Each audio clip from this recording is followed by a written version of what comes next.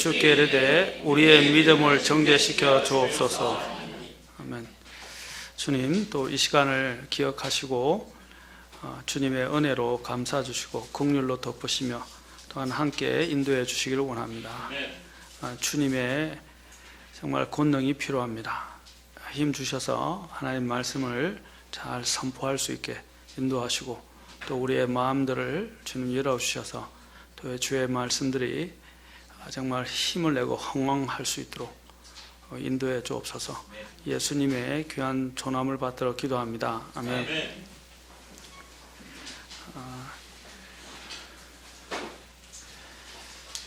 요즘은 제가 강단에만 서면 가슴이 막 확 막히는 것 같고 이렇게 굉장히 눌림을 많이 받아서 여러 가지로 좀 힘든 싸움을 많이 하고 있습니다. 여러분들이 좀 많은 기도를 계속 부탁드리겠습니다.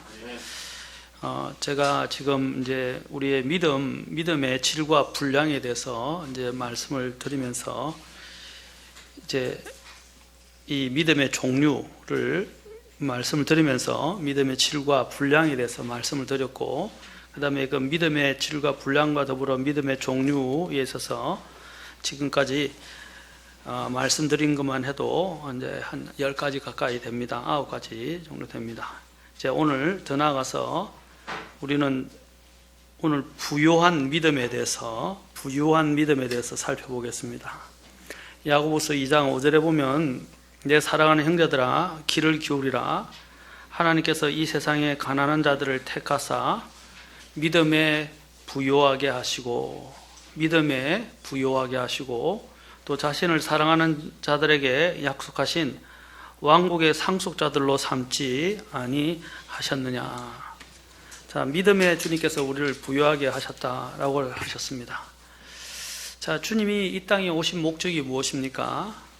우리에게 은이나 금, 돈이 아니라 죽을 수밖에 없는 인간들을 위해서 이 믿음을 통해 구원받게 하시고자 가장 부요한 가운데이시고 또 영광 가운데 계신 주님께서 이 땅에 모든 영광을, 하늘 영광을 버리시고 이 땅에 내려오셨던 것입니다.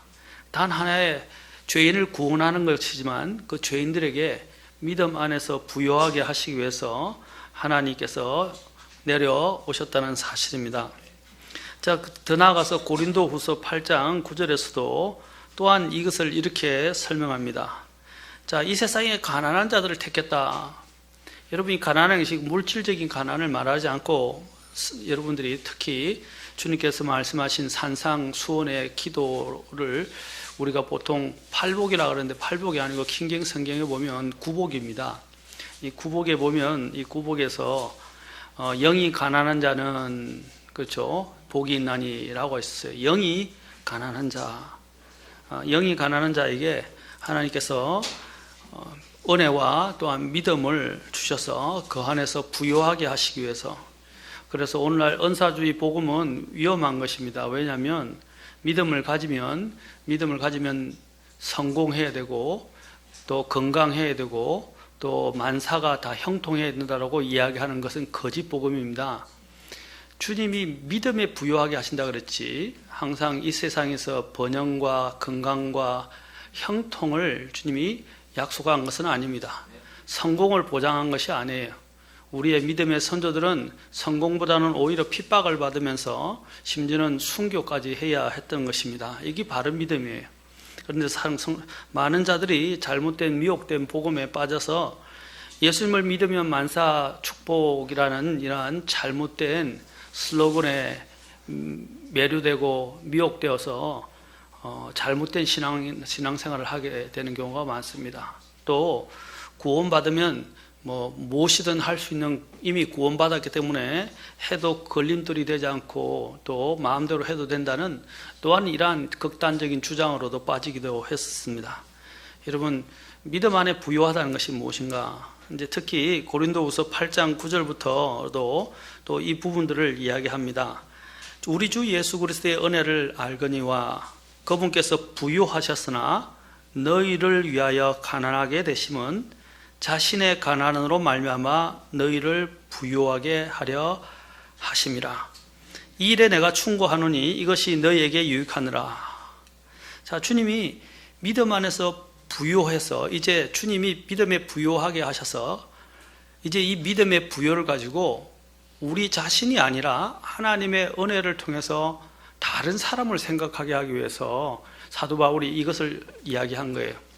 여기서 특히 이 내용은 헌물과 관련이 되어 있는데 이 헌물에 대해서 사도 바울이 언급하기를 은혜의 일이라고 말하고 은혜의 헌물이라고 말합니다.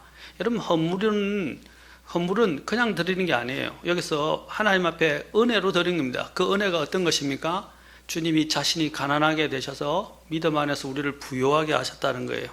고린도후서 8장 12절에 보면 먼저 자원하는 마음만 있으면 이라고 말합니다. 사람이 가진 것에 따라 주께서 그것을 받으실 것이요 그가 갖지 아니한 것은 받지 아니하시리라.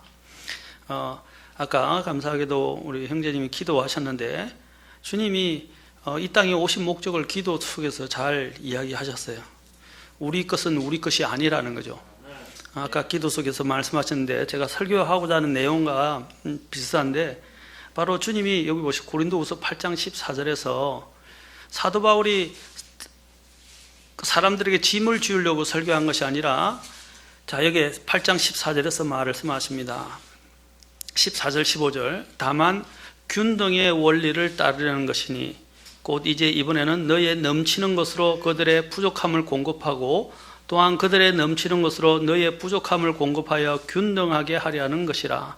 이것은 기록된 바 많이 거둔 자도 남지 아니하였고 적게 거둔 자도 모자라지 아니하였다. 이것이 바로 구약에서 만나와 관련된 내용입니다. 만나는 모든 사람에게 하나님이 일정하게 주셨어요. 자, 하나님이 우리에게 누리게 하는 이유가 무엇입니까? 믿음에 부유하게 하셨지만 또 때로는 사람들에게 어떤 불을 허락하시기도 합니다. 자, 우리가 기억해야 할 사실은 여기 있는 고린도 교회뿐 아니라 마게도니아 교회도 마찬가지고 고린도 교회 같은 경우는 어떤 일이 있었냐면 이제 그들은 정말 대도시에서 정말 성황한 교회 중에 하나입니다. 문제는 있었지만 고린도 교회도 나중에 고린도 후서를 적을 때는 많이 변화되었어요. 그런데 예루살렘 교회가 여러 가지 극심한 핍박과 가난이 찾아와서 어려움이 오게 되었어요. 그리고 그 성도들이 참 정말로 어려운 가운데서 핍박을 받으면서 재산을 몰수당하거나 어려움에 직면하고 또 기근이 와서 또 가난이 찾아오기 시작해서 많은 공고한 가운데 믿음의 생활을 하였어요. 그런데 사실 그들이 믿음을 갖게 된 고린도 교회나 마게도니아 교회들이 믿음을 갖게 된 이유가 무엇 때문이었죠? 유대인들로 인해서 얻게 된 겁니다. 물론 하나님의 은혜인데 유대인들에서 구원이 나와서 그렇죠? 또 그 은혜가 자기들에게까지 미치게 되었어요. 자, 그래서 그들이 사도 바울이 말하는 요지가 뭐냐면 자신들이 이렇게 물론 자기들도 어려운 믿음 생활하는 것이 어렵죠. 어려운 가운데 있지만 지금 예루살렘 교회의 처지가 너무너무 어려운 상황에 있어서 이제 그들이 가진 은혜를 어떻게 합니까? 가지고 있는 이 물질로 그들의 어려움을 같이 함께 덜어주고자 했던 것입니다. 그래서 지금 이 헌금의 원리가 나온 거예요. 주님이 우리에게 오신 이유도 뭡니까? 모든 부유하셨지만 모든 것을 부유하시고 영광 가운데 계셨지만 주님이 모든 것을 버리시고 이 땅에 오셔서 우리의 믿음 안에 부유하게 하신 것처럼 우리도 이제 내가 부유하다면 하나님이 나에게 은혜를 흘려줬던 그 유대인들을 우리가 그냥 보고 넘어가면 안 된다는 거죠. 그들을 어떻게 해야 됩니까? 이제 도와야 된다는 것입니다. 그래서 하나님이 주신 은혜를 나누는 거예요. 유대인을 통해서 받았던 또 그 은혜를 또 감사를 또 이 자신들이 가지고 있는 것을 나눌 수 있는 것이 지금은 물질적인 것이었기 때문에 나누었다는 것입니다. 자, 이러한 원리가 또 어디에서 적용되냐면 또 목회자와 성도들 관계에도 적용이 됩니다. 자, 성도들은 직업을 갖고 있지만 목회자들은 이 하나님의 부르심을 받은 이것이 구약의 레위 족속과 비교할 수는 없지만 레위 족속처럼 하나님 앞에 전적으로 드려진 사람들입니다. 레위인들이 무엇을 가지고 살았습니까? 일반 성도들이 이런 백성들이 드리는 11조를 통해서 그들이 살았어요. 그래서 성도에서 말할 때 일하는 소에 멍에를 씌우지 말라라고 했을 때 그 구약의 이야기를 하는 거거든요. 심지어는 느헤미야 시대에는 어떤 일이 있었냐면 그 제사장들을 다시 일으켜 세워서 제도를 정비를 했는데 느헤미야가 사람들이 어떻게 됐습니까? 11조를 하지 않아 가지고 제사장들이 결국 먹고 살기 위해서 다 도망가 버렸어요. 자, 이런 일로 인해서 주님의 사역에 전적으로 드려야 될 사람들이 제대로 이제 일을 할 수 없게 된 것입니다. 자, 이러한 부분에서 하나님께서 이런 원리들을 가지고 와서 주님께서 일하는 소에 멍에를 씌우지 말고 복음을 전하는 자는 복음으로 말미암아 살리라 이렇게 이야기한 거예요. 오늘날 이러한 이상한 논리를 가지고 11조를 부정하고 또 하나님께 드리는 부분들을 부정하는 사람들이 많아요. 오히려 교리에 수고하는 사람들에게 2배로 더 존경하라고 이야기를 하고 있죠. 2배라는 말은요, 여러분 자신들이 보통 받는 것보다 사실 2배의 물질적인 것까지도 포함하고 있는 겁니다. 그래서 지금은 그렇다고 목회자들이 뭐 2배로 받거나 막 이렇게 하라고 이야기하는데 평균보다도 사실 자신들이 누리고 있는 그 평균보다도 2배 이상을 드릴 만큼 존중과 존경을 아끼지 말라고 성경은 사실은 이야기를 하고 있어요. 그런데 오늘날 이 세상의 분위기가 목회자도 전에 이야기했죠. 교회에서는 이런 세상 밖에서는 목회자도 하나의 소득이라고 여기고 소득세를 종교인 과세를 해서 소득세를 먹이려고 그러고 그죠? 좀 있으면 교회에다가 또 교회에다 과세를 할지도 몰라요. 이게 전 단계라고 할 수 있습니다. 이 나라가 사회주의가 되면 제일 첫 번째 타겟이 교회이고 교회 목사들이에요. 여러분 이 나라의 도덕의 죄송합니다. 도덕의 보루가 어디입니까? 이 나라의 도덕이 어디서 세워지게 된 거죠? 교회에서 교회를 통해서 세워진 거예요. 교회가 공격받고 교회가 무너지면요, 우리의 믿음이 공격받고 또 교회가 무너지고 목회자 공격받으면 나라가 설 수가 없어요. 급속하게 타락합니다. 여러분 빛과 소금이 없으면 어떻게 되죠? 맛을 잃어버립니다. 빛이 없으면 어떻게 되죠? 어둠에 휩싸이게 됩니다. 교회가 없으면 어떻게 되죠?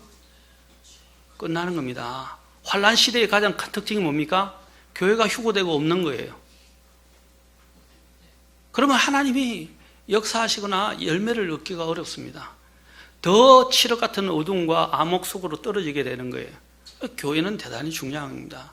그래서 아까도 이야기했지만 또한 이러한 가운데서 이런 사역을 일구어 가는 목회자도 상당히 중요합니다. 왜냐하면 목회자가 올바른 교리와 교회의 향방과 교회의 비전을 가지고 이끌어가는 인도자 역할을 하기 때문입니다.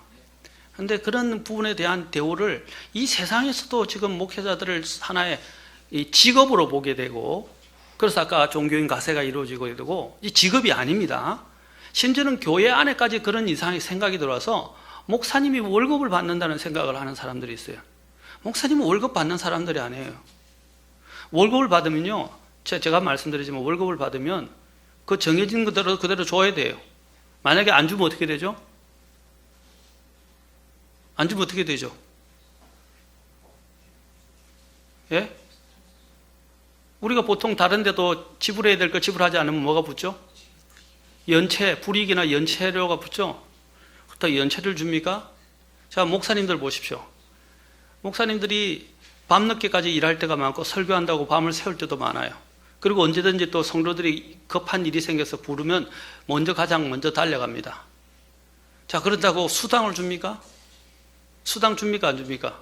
제가 이제 목사님을 입장을 대변하려고 그런 게 아니라 이 세상 사람들의 이런 논리들이 교회 안에 들어와서 목사님을 마치 월급을 주는 사람처럼 취급을 해서 부려먹고 자신들이 돈을 주니까 돈을 주는 대로 구석에 맞춰서 자신들이 원하는 설교를 해달라고 하는 사람들이 있어요.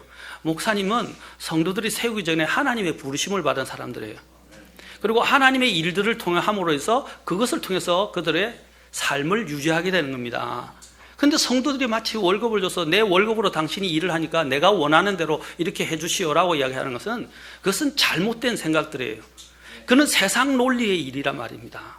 그는 세상 논리가 교회 안에 들어와서 이런 잘못되어 가지고 목사들 요즘은 엊그저께 우리 또 제가 잠깐 처형을 만났는데 처형이 교사입니다. 그래서 제 집사람한테 전화해서 요즘 교권이 무너져서 학생들 때문에 막 너무너무 힘들다는 거예요.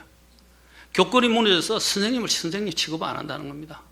그런데 하물며 심지어는 저희 목회에 대해서도 언급을 했다고 그러던데, 가정이든 또 심지어는 목회든 심지어 직장에 다니는 또 그게 그 처남 형님도 만났는데, 처남 형님이 이제 좀 대기업의 중역에 계신 분인데, 간부인데, 그분도 그럽니다. 요즘 젊은이들이 다르다고요. 무섭답니다. 젊은들이 저하고 개인적으로 이렇게 옆에서 같이 식사하며 잠깐 나눴는데, 제가 부산에 내려가지 못해서 잠깐 이제 처가의 식사 모임에서 잠깐만 그쪽에만 갔다 왔어요. 몸도 안 좋고 그래서 그냥 갔다 와서 만나면서 잠깐 바로 옆에 앉아서 이야기를 나누고 있는데, 요즘 젊은이들이 우리하고 다르다는 거예요. 요즘은 함부로 했다가는 큰일 난다는 거죠. 조금만 하면요, 그 안에 고소장을 써가지고 고소 고발해버린다는 거예요. 심지어는 아이들도, 요즘 아이들이 어떻습니까? 얼마 전에 선생님 선생님께서 핸드폰을 거둬서 핸드폰을 사용하지 못하게 한다고 애들이 인권센터에다가, 인권위원회에다가 고발장을 내가지고 그것 때문에 또 항변한다고 학교가 들쑥날쑥하고 난리 났어요. 요즘 애들이 그래요. 조금만 하면요. 심지어는 여러분 다른 학교에서도, 광주인가요? 다른 학교에서 있었죠? 광주 쪽인가? 한 학교에서 선생님을 일부러 모함을 해서 선생님이 성희롱했다고 이야기해가지고, 그래 나중에 성희롱했다고 했는데, 나중에 그 교육부에서 알아보니까, 학교와 교육부에서 알아보니까 선생님이 사실은 아내가 아이들이 거짓으로 꾸며낸 거예요.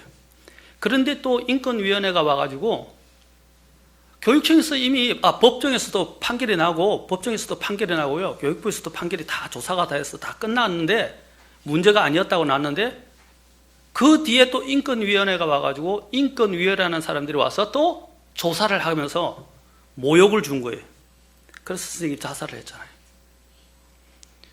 이미 법정에서 판결 나고 아니라고 나왔는데도, 제가 지금 말씀드리고 있는 요지는 그겁니다. 요즘 세상이 이와 같아요.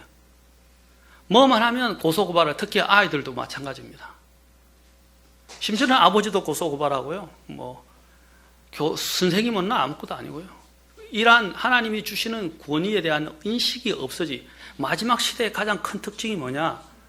권위가 해체되는 거예요. 그 말은 감사를 모르는 겁니다. 감사를 모르고 은혜를 모르는 거예요. 오늘 사도 바울이 지금 여기서 편지를 썼을 때 지금 고린도 교회에게 말하는 게 뭡니까?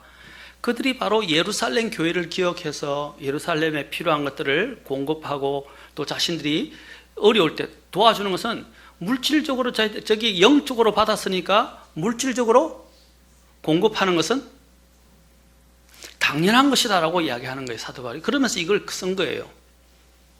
영적으로 받았으면 물질적으로 공급하는 것이 잘못된 게 아니라는 거죠. 그런데 오늘날 세상은 영적인 것들에 대한 인식의 부재가 있고, 또 믿음이 없다 보니까 영적인 것을 영적으로 여기지 않고 그냥 돈 계산하는 거예요.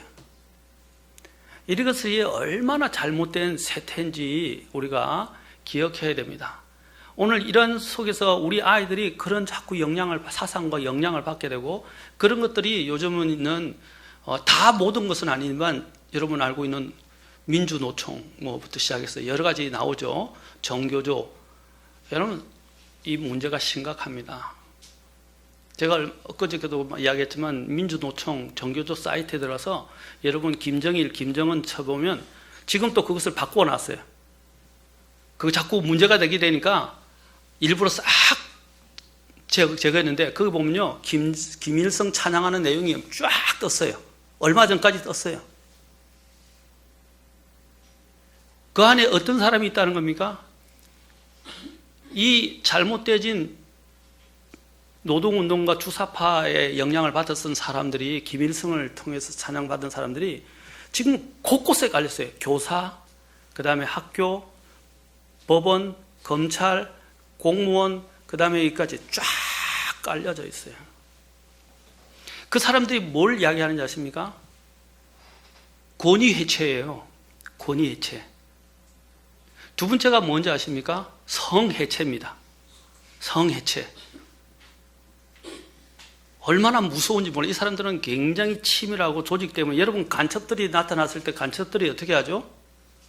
스파이처럼 그곳에 가서 정착해서 오랜 동안 일반 그 사람들의 국민인 것처럼 이야기를 합니다. 그렇죠?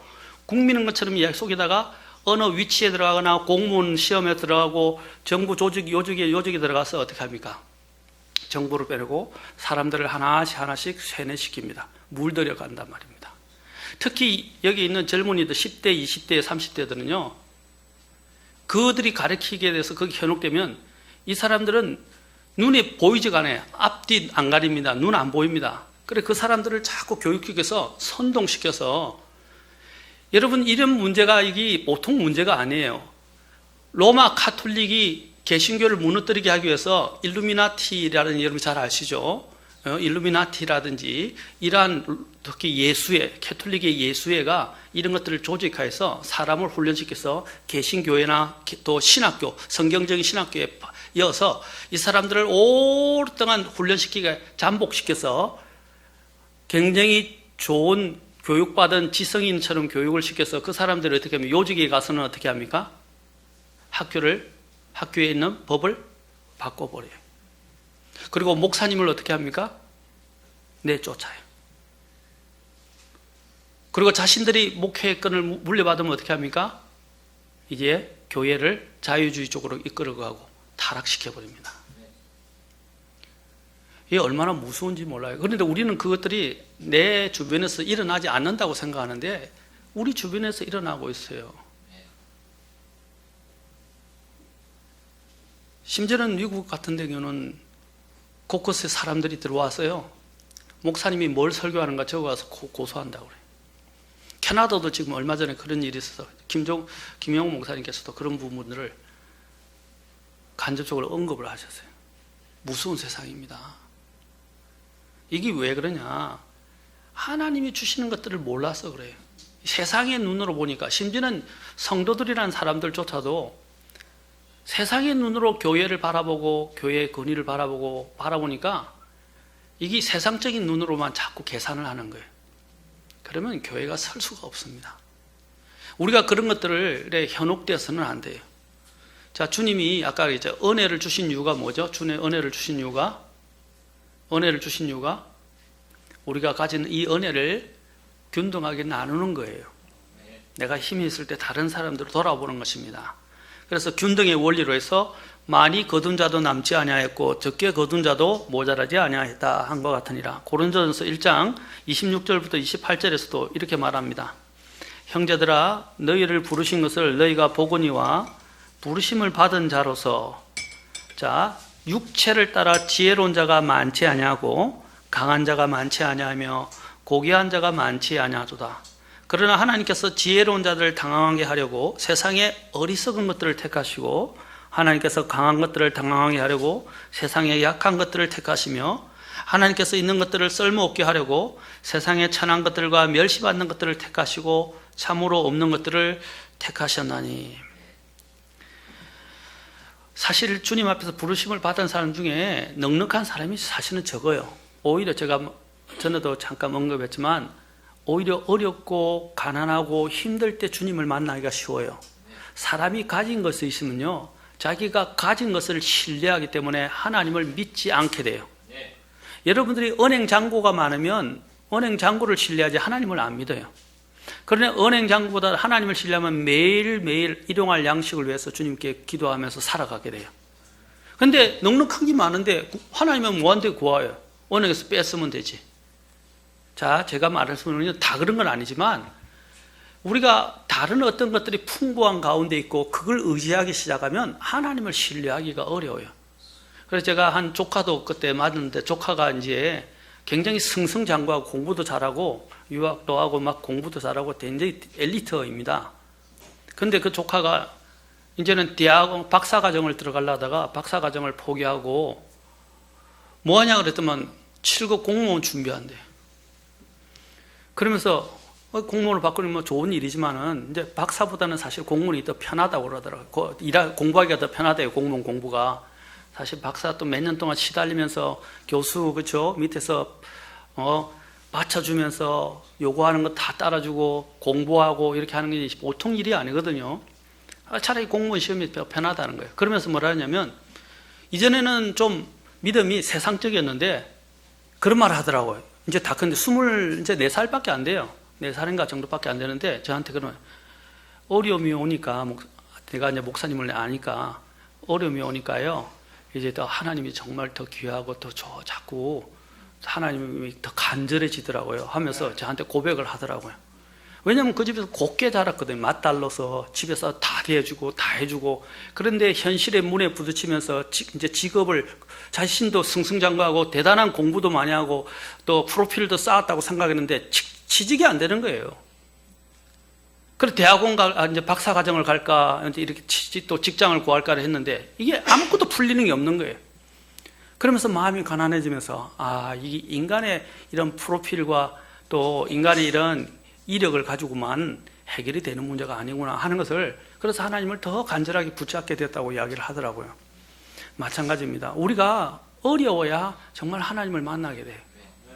그리고 그 안에서 만난 하나님은 절대로 잊어버리지 않습니다. 왜냐하면 그것이 은혜로 다가오기 때문에. 그러나 부유한 자들에게 여러분 그런 것들을 넘치게 줘봐야 그 넘치게 주는 것들에 대한 감사를 몰라요. 그래서 주님이 뭐라 했습니까? 적게 용서받은 자는 적게 사랑할 것이지만 많이 용서 안 받은 자는 많이 사랑한다라고 하는 것입니다. 저와 여러분이 정말 하나님의 그 너무 큰 은혜를 받았다는 것들이 내 마음 안에 촉촉히 적셔지게 되면 우리가 하나님을 사랑하는 이런 문제들이 결코 하나님이 우리에게 요구한다든지 또 하나님이 우리에게 너무 많은 것들을 요구하는 것으로 느껴지지 않을 것입니다. 왜? 오히려 감사로 다가오니까. 너무 감사하니까. 그러면 내가 가지고 있을 때 어떻게 돼요? 이걸 기꺼이 하나님을 위해서 드리고 나누어 줄 수 있는 그런 마음의 여유를 가지게 되는 것입니다. 하나님이 우리에게 원하시는 믿음이 어떤 거예요? 자, 바로 믿음에 있어서 부유한 자가 되는 거예요. 믿음에 있어서 부유한 자. 물질을 그나 세상에서의 어떤 것을 잡으려고 하지 말고 믿음에서 부유하십시오. 어떤 사람은 믿음에 부유한데도 하나님이 많이 주시는 사람이 있어요. 여러분 사실 이 땅에서 살아가는데 지금 이 현대인들에서 가장 큰 걸림돌이 몇 가지가 있는데 그 중에 대표적인 게 뭔지 아십니까? 바로 물질 만능주의입니다. 돈이면 다 된다는 거예요. 사람들이 돈에 미쳐 환장을 하고 있어요. 분명히 디모데전서 6장에서는 뭐랬습니까? 돈을 사랑함이, 킹제임 성경하고 개역 성경을 한번 비교해 보세요. 킹제임 성경에서는 그걸 모든 악의 뿌리라고 그랬어요. 모든 악의 뿌리. 다 돈으로 다 계산되는 거예요. 그래서 그 돈을 사랑하는 게 뭡니까? 사랑하게 되면 돈을 사랑할 수는 있어요. 그러나 돈을 사랑하게 되면 어떻게 해요? 그 뒤에 있는 만몬이라는 신이, 만몬, 돈의 신, 재력의 신이 그 사람을 확 붙들어 버린단 말입니다. 그러면 눈이 멀어져 버려요. 돈은 무서운 거예요. 돈을 가지고 있는 건 나쁜 거 아닙니다. 돈을 사랑하는 거예요. 제가 한 가지 말씀드릴게요. 전에도 잠깐 이야기했지만 어떤 분이 침례를 받으려고 하는데 지갑이 있었어요. 그러니까 목사님 잠깐만요. 제가 지갑이 젖으니까 지갑을 내놓고 제가 침례를 받겠습니다 하니까 목사님이 이제 웃으면서 형제님의 지갑도 침례를 받아야 합니다. 이렇게 이야기를 했어요. 실제로 그건 의미심장한 말이에요. 사람들이 제일 마지막에 하나님께 드리지 않는 게 뭔지 아십니까? 요즘은요, 몸은 드리고요, 시간도 드리고 나머지도 다 드리는데 물질을 드리지 않아요. 물질을 계산한다고요. 물질을 드릴 수 있는 사람이면 정말 대단한 사람입니다. 왜냐하면 아까도 얘기하면 사람의 모든 악의 뿌리가 어디 있다고요? 돈이라고 이야기했기 때문입니다. 자신의 이런 보통 이렇게 하나님께 드리는 사람 보면 어려운 가운데 있는 사람이 더 잘 내어드려요. 부유한 가운데 있는 사람이 내어드리는 경우가 사실 적어요. 없다는 건 아닙니다. 적습니다. 그런데 부유한 가운데도 하나님께 드릴 걸 드리고 내어드리는 사람 보면 정말 대단합니다. 제가 전에도 구체적으로 이야기를 했죠. 100원에서 10원 떼고 1000원에서 100원 떼고 만원에서 1000원 떼고 10만원에서 만원 떼는 것, 그렇죠? 자, 그 다음에 100만원에서 10만원 떼는 것까지는 괜찮아요. 근데 1000만원에서 100만원 떼면요, 사람들이 한번 생각하게 됩니다. 왜? 하나님이 1000만원 준 걸 생각을 안 하고요, 10에 9, 900만원이나 남았잖아요. 그걸 생각 안 하고 100만 원 드리는 것들에 대해서 초점을 맞추기 시작을 해요. 그러면서 자꾸 이제 생각을 계속 하는 거예요. 그러다가 여러분 만약에 1억이 들어오면 어떻게 되겠어요? 1000만 원요? 못 드립니다. 웬만해서는 1000만 원 못 드려요. 그거 쉬운 일이 아니에요. 돈 있는 사람들이 돈에 더 약해요. 그리고 이 돈을 벌게 하신 분이 누굽니까? 생명을 주고 호흡을 주고 은혜를 주고 또한 하나님이 그렇게 번성하게 해주셨는데 하나님의 은혜를 기억하지 않기 때문에 하나님의 은혜를 기억하는 사람은 그것이 문제가 안 돼요. 그 자기 있는 10의 9를 드려도 감사할 뿐입니다. 그런데 은혜를 기억 안 하니까 나눠주지를 않는 거예요. 아까도 얘기했죠. 이게 은혜의 헌물이라고요. 은혜의 드림이라는 것은 그 은혜를 인식하고 하나님께 드리는 것이지 은혜가 없는 사람들은 드릴 수가 없어요. 이 사람이 참 이상하죠. 왜 하나님이 더 부어주신 것에 더 생각을 했는데 부어주시지 않은 것에 자꾸 초점을 맞춘다는 말이죠. 목회자들도 가장 큰 시험에 드는 게 그런 것들이에요. 성도들도 마찬가지입니다. 하나님이 기존에 주신 것들이 더 많이 있는데도 불구하고 그걸 바라보기보다는 자꾸 문제를 보려 하는 거예요. 저도 목회자로 솔직하게 말하면 안에서 정말 더 신실하고 더 감사한 부분들이 많은데 감사하지 않은 부분에 자꾸 마음이 신경이 쓰이고 매여서 결국은 앞으로 나아가지 못하게 되는 경우가 많다는 거예요. 이때 목회자가 이제 낙심하거나 또 뒤로 침체되거나 또 이렇게 사역을 본연의 일들을 잘 못하게 해서 가로막히는 경우도 영적으로 막히는 경우가 많아요. 목회자들, 저도 목회자이기 때문에 저도 때로는 그런 유혹과 시험들이 다가오기도 합니다. 사랑하는 성도 여러분, 이거는 누구든지 다 마찬가지예요. 하나님의 은혜를 잊어버리는 순간 우리는 모든 걸 잃게 됩니다. 그 하나님의 은혜를 기억하는 사람이 믿음에 있어서 부유하게 돼요. 여기서 말하는 것이 그겁니다. 그래서 아까 뭐라 했어요? 하나님께서 지혜로운 자를 당황하게 하려고 세상의 어리석은 것을 택하시고 하나님께서 강한 것들을 당황하게 하려고 세상의 약한 것들을 택하시며 하나님께서 있는 것들을 쓸모없게 하려고 세상의 천한 것들과 멸시받는 것들을 택하시고 참으로 없는 것들을 택하셨나니 우리의 부르신 것을 보라 이 말입니다. 부르신 것을 보라 하나님께서. 이 세상의 것에 윤택한 자들, 특히 물질적으로 부유한 자들은 부유한 믿음을 갖는 것이 매우 어렵습니다. 주님이 낙타가 바늘길을 지나가는 것이 부자가 하나님의 왕국에 들어가는 것보다 쉬우니라 라고 말씀하셨어요. 낙타가 바늘길을 지나가는 것이 부자가 하나님의 왕국에 들어가는 것보다 쉽다 그러셨어요. 왜냐하면 이 부가 사람을 올가매는 그 힘이 너무너무 대단하기 때문입니다. 그래서 디모데전서 6장 9절에서는 부유하게 되고자 하는 자들은 사람들을 파멸과 멸망에 빠지게 하는 시험과 올무와 여러 가지 어리석고 해로운 욕심에 떨어지느니라. 돈을 사랑함이 모든 악의 뿌리이니 어떤 자들이 돈을 탐내다가 믿음에서 떠나 잘못하고 많은 고통으로 자기를 찔러 깨뜨렸도다. 오 하나님의 사람아, 그러나 오 하나님의 사람아, 너는 이것들을 피하고 의와 하나님의 성품과 경건, 믿음과 사랑과 인내와 온유를 추구하라. 이런 것들을 피하라 그랬어요. 돈을 탐내고 돈을 사랑하고 돈을 쫓아가고. 여러분 스웨덴 같은 데도 보면 제일 오히려 범죄율이 더 적은 것 같은데 오히려 자살률이 더 많고요. 범죄율도 그치지 않아요. 왜 그렇습니까?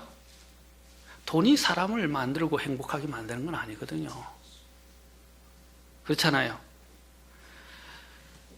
여러분 돈은 있다가도 없을 수 있고요, 없다가도 있을 수 있어요. 여러분들이 하나님을 한번 신뢰해 보십시오. 그러면 하나님이 상상도 하지 못하는 곳에서 공급하시는 것을 배우게 됩니다. 그리고 나를 먹여주시고 입히시고 또 지켜주시는 것을 여러분들이 체험하게 됩니다. 여러분 돈을 사랑하지 마십시오. 돈을 사랑하면 아까도 얘기했지만 만몬이라는 신이 여러분들의 그냥 먹잇감을 찾듯이 기다리다가 팍 낚아채서 여러분들의 눈을 확 완전히 가려버려요. 돈이 사람을 행복하게 만들지 않습니다. 자, 우리가 돈에 부유한 것이 아니라 물질에 부유한 것도 하나님 주셔서 풀두개 했으면 감사해죠. 그러나 그것을 잘 사용할 줄 알아야 됩니다. 나누어 줄 줄 알아야 돼요. 그 아까 디모데전서 읽었던 그 바로 뒤에 뭐랍니까? 선을 행할 줄 알고 베풀기를 좋아하며 이렇게 하면서 나눠주라고 말합니다. 불확실한 재물을 신뢰하지 말고 확실하신 살아계신 하나님을 신뢰하라고 말합니다. 나누어 주십시오. 물질을 부여잡고 있지 마십시오. 그리고 하나님을 한번 신뢰해 보세요. 그러면요, 기적같이 하나님께서 상상도 못하는 곳에서 공급하십니다. 그걸 체험하는 산 체험의 신앙들이 필요해요. 오늘 너무 젊은이들이 그런 체험들이 너무 부족해요. 우리 젊은이들이. 정말 하나님이 기도하셔서 막 공급하시는 것들을 한번 경험해 보시라 이 말입니다. 상상도 못하는 것들을 여러분 느끼고 하나님이 정말 살아계시다는 것들을 느끼면 느낄수록 여러분들의 믿음이 막 쑥쑥 자라는 것을 느끼게 돼. 자, 오늘 한 가지만 더 시간이 갔지만 더 하고 다음 시간에 계속 하겠습니다. 이거 한 가지를 더 하면 더 시간이 길어질 것 같은데 많이 다음 시간에 우리가 이걸 중간에 그만두기가 어려우니까 오늘은 너무 요즘은 많이 안 하려고 그래요. 많이 하면 여러분도 힘들어하고 저도 힘들고 또 많이 주면 체할 것 같아요. 체하는 것보다 적당하게 먹고 소화를 시키는 것이 영적으로 더 낫지 않겠습니까? 네. 우리 유나 얼굴이 화색을 피네. 농담이야. 자, 거짓 없는 믿음에 대해서 우리 다음 시간에 거짓 없는 믿음에 대해서 우리 같이 보도록 하겠습니다. 다 같이 일어서시겠습니다.